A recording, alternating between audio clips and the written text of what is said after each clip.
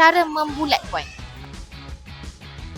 Okey, hai, Assalamualaikum. Hari ini Ida bersama dengan Puan Salwana daripada Jasin. Kita berada di Road Tour Ella Furniture kali ini di Melaka. So hari ini Puan Salwana, saya bagi pen kat Puan Salwana, kita buat testimoni untuk material easy clean and scratch resistant daripada Ella Furniture. Puan Salwana boleh tulis apa saja Puan nak tulis kat sini. Nanti saya akan bagi direction macam mana nak bersihkan material ini apabila terkena sebarang kotoran. Boleh. Okey. Banyak lagi ke? Boleh lagi.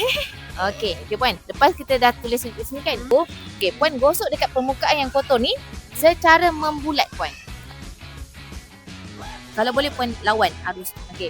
So sometimes, boleh stop. Sometimes kan kotoran ni dia susah nak keluar, tertanggal sebab dia kurang basah.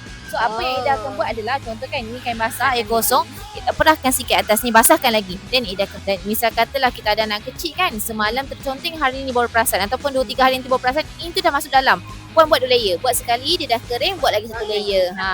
Dan bekas basah ni Puan, dia tidak akan tinggalkan watermark. Itulah kelebihan material kita. So Puan, hari ni saya nak tanya pengalaman Puan cuba conteng sendiri dan bersihkan sendiri macam mana? Kalau pada saya senang lah bila dengan fabrik yang macam ni premium ni, maknanya kita tak risaulah ada kotor ke apa ke kalau budak-budak datang ke apa ke kan. Kita tak ada lagi risau, kalau kotor pun senang lah nak cuci. Ya, insyaAllah. Okay, so Puan macam mana boleh ajak orang Melaka datang Road Tour?